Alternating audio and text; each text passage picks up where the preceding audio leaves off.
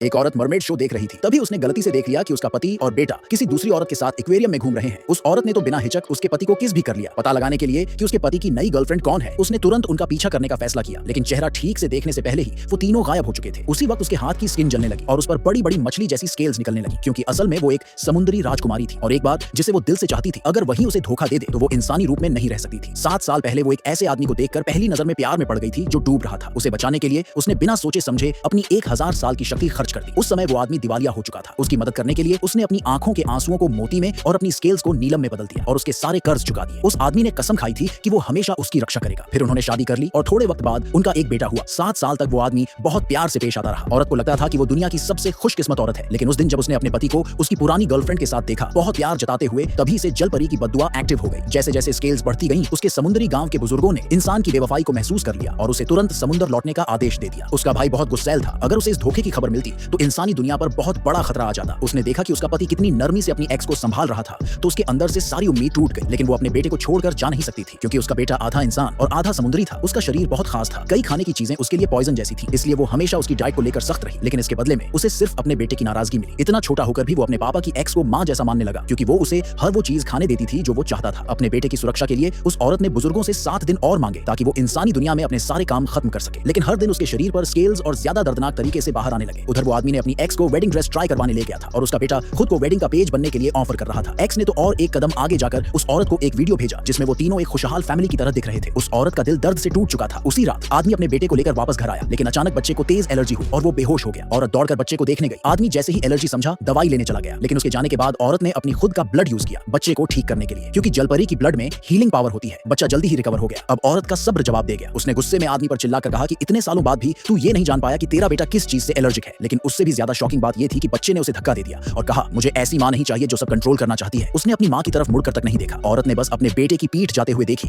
और अंदर से पूरी तरह टूट गई। आदमी ने उसे चुप कराने के लिए एक डायमंड रिंग का डिजाइन दिखाया। उसने बताया कि जब सालों पहले औरत ने उसे कर्ज चुकाने के लिए एक नीलम दिया था, तो उसने उसे चुपचाप संभाल कर रख लिया था और अब उनकी वेडिंग एनिवर्सरी सिर्फ 3 दिन दूर थी। उसका प्लान था कि वो उसी नीलम से रिंग बनवाकर औरत को गिफ्ट करेगा। औरत ने उसकी आंखों में फिर से प्यार देखा और सोचा कि शायद शादी को एक आखिरी मौका देना चाहिए। लेकिन उसे नहीं पता था कि एनिवर्सरी से एक रात पहले एक्स ने कॉल करके उसे ताना मारते हुए कहा कि जो कुछ भी है वो सब उस आदमी का गिफ्ट है। ये सुनकर औरत को जैसे होश आ गया। उसने उसी वक्त बैग पैक किया और समुद्र लौटने का फैसला किया। जाने से पहले उसने अपने बेटे को कॉल करके सच्चाई बताने की कोशिश की, लेकिन उससे पहले ही आदमी ने बात काट दी और कहा कि वो आज बेटे को एक पार्टी में ले जा रहा है। औरत ने बेटे से रिक्वेस्ट की कि प्लीज उसकी बात सुन ले, लेकिन बेटा बिना कुछ बोले उस एक्स को देखने चला गया। उस रात औरत अकेले समुद्र किनारे गई, लेकिन तभी उसने देखा कि आदमी अपनी एक्स से शादी कर रहा है। उसका अपना बेटा फूलों की टोकरी लेकर उनके ऊपर फूल बरसा रहा था। ये सीन देखकर उसका दिल पूरी तरह से टूट गया। लेकिन उसी वक्त आसमान में जोरदार बिजली गिरी और उसे समझ आ गया कि उसका भाई आ चुका है।